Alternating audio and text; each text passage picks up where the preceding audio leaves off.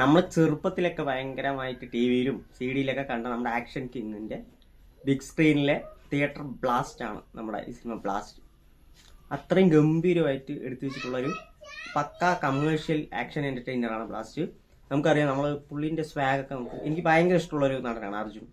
പുള്ളിയുടെ സ്വാഗ് എന്ന് പറയുന്നത് എത്ര സിനിമകളിൽ മികച്ച സിനിമകളുണ്ടെങ്കിലും അതിൽ ആവറേജ് ഉള്ള സിനിമകളാണെങ്കിലും പുള്ളിയുടെ സ്വാഗ് എടുത്തറിയുന്ന ഒരു സാധനമാണ്.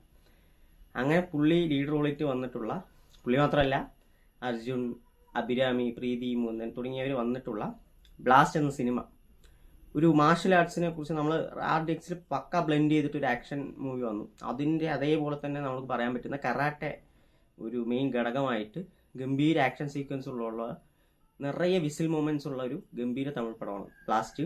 ഞാൻ കാണാൻ ഇച്ചിരി ഡിലേ ആയി, വീഡിയോ എടുക്കാനും ഡിലേ ആയി. സോ ഈ സിനിമ എനിക്ക് പറയാനുള്ള ഒരു പക്ക തിയേറ്റർ സ്റ്റഫാണ്. തിയേറ്ററിൽ നിറയെ വിസിലിംഗ് മൊമെന്റ്സ്, ഗൂസ് ബംസ് ഒക്കെ കിട്ടുന്ന ഒരു കിടിലൻ പടമാണ്. ഒരു പക്ക ഫാമിലി, അതായത് ഒരു കരാട്ട ഫാമിലി. മകൾക്ക് ഇങ്ങനെ കരാട്ടയൊക്കെ പഠിപ്പിച്ചു കൊടുക്കുന്നു, എല്ലാവരും സഹായിക്കണം എന്ന് പറഞ്ഞിട്ട് പറയും. ചെറുപ്പത്തിൽ തന്നെ ആ സീനൊക്കെ നന്നായിട്ടുണ്ടായിരുന്നു. അപ്പോൾ ചെറുപ്പത്തിൽ തൊട്ട് കരാട്ട പഠിപ്പിച്ചു കൊടുക്കുന്നു. നമ്മളേതല്ലാത്ത, നമുക്ക് പരിചയമില്ലാത്ത ആൾക്ക് പോലും ഹെൽപ്പ് ചെയ്യണം എന്നൊക്കെ പറഞ്ഞ് അച്ഛൻ മകളെ വളർത്തുകയാണ്. പിന്നീട് വർഷങ്ങൾക്ക് ശേഷം നമ്മൾ കാണിക്കുന്ന സമയത്ത് ഒരു ടിപ്പിക്കൽ, അത് മാത്രം ഈ സിനിമയിലൊരു ഇത്, നമ്മൾ തമിഴ് സിനിമയിൽ കാണുന്ന ഒരു കോർപ്പറേറ്റ് വില്ലൻ ഒരു നാടിനെ നശിപ്പിക്കാൻ പോകുന്ന ഒരു മൈനിങ് പ്രൊജക്റ്റുമായിട്ട് വരികയാണ്. അതിനെ സഹായിക്കാനായി ഒരു ഗാങ്സ്റ്റർ ഗ്രൂപ്പ് വരുന്നു, വേറൊരു പുള്ളി വരുന്നു, പോലീസ് ഇടയിൽ വരുന്നു. ഇതെല്ലാം കൂടെ ഒരു പോയിന്റിൽ മീറ്റ് ചെയ്യുന്നുണ്ട് ഇവരുമായിട്ട്. ഈ ഫാമിലി, നമ്മുടെ അർജുൻ്റെ നായകന്റെ ഫാമിലിയുമായിട്ട് മീറ്റ് ചെയ്യുന്നു. അന്നേരം കഥയുടെ ഒരു നല്ല, അതുവരേക്കും അത്യാവശ്യം ക്യാരക്ടേഴ്സ് നന്നായി ബിൽഡ് ചെയ്ത് കൊണ്ടുവരുന്നു. അതിൽ റൈറ്റിംഗ് എടുത്ത് പറയണം, കാരണം എല്ലാവർക്കും ഇതിൽ അഭിനയിച്ച എല്ലാവർക്കും അത്യാവശ്യം നല്ലൊരു റോള് കൊടുത്തിട്ടുണ്ട്. അങ്ങനെ ഇത് എല്ലാ ഇൻസിഡൻറ്റും വളരെ ഇമ്പോർട്ടൻ്റ് ആണ്. അങ്ങനെ കിടിലൊരു ഇന്റർവെൽ ബ്ലോക്കോടെ പടം ഒന്ന് ഹൈ ആവുന്നുണ്ട്.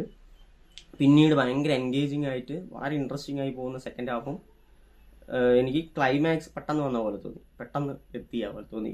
അതർവൈസ് പക്ക ഞാൻ പറഞ്ഞ പോലെ തിയേറ്റർ സ്റ്റഫാണ്. ആക്ഷൻ സീക്വൻസ് ഗംഭീരമായിട്ട് തന്നെ എടുത്തു വെച്ചിട്ടുണ്ട്.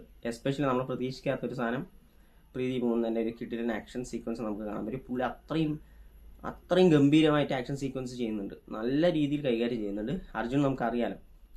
പിന്നെ അഭിരാമി കിളിനായി ചെയ്യുന്നുണ്ട്. പിന്നെ വേറൊരു പുള്ളിയെ കൂടെ ചെയ്തിട്ടുണ്ട്. അത് നിങ്ങൾ തിയേറ്ററിൽ കാണണം.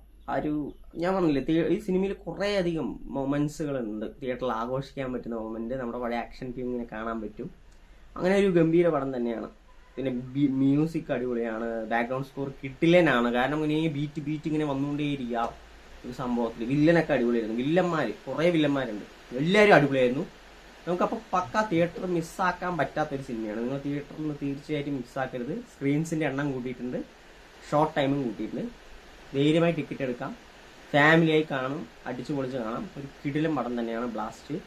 പിന്നെ അതിനെക്കുറിച്ച് പറയാനുണ്ടെങ്കിൽ ഒരു എന്താ പറയുക, പ്രെഡിക്റ്റബിൾ സ്റ്റോറി ലൈൻ അങ്ങനെയൊക്കെ തന്നെ ഒക്കെ എല്ലാം ശരിയാണ്. ബട്ട് ഞാൻ പറഞ്ഞില്ലേ, എടുത്തിരിക്കുന്ന രീതിയും നമ്മൾ ബോറടിപ്പിക്കാതെ കൊണ്ടുപോകുന്നൊരു പക്ക കമേഴ്ഷ്യൽ ആക്ഷൻ മൂവി എന്ന് പറഞ്ഞു കഴിഞ്ഞാൽ ഇങ്ങനെ ഉണ്ടാവും. കിടിലൻ ആക്ഷൻ സീക്വൻസ്, ആക്ഷൻ പടം പോയി കാണാം.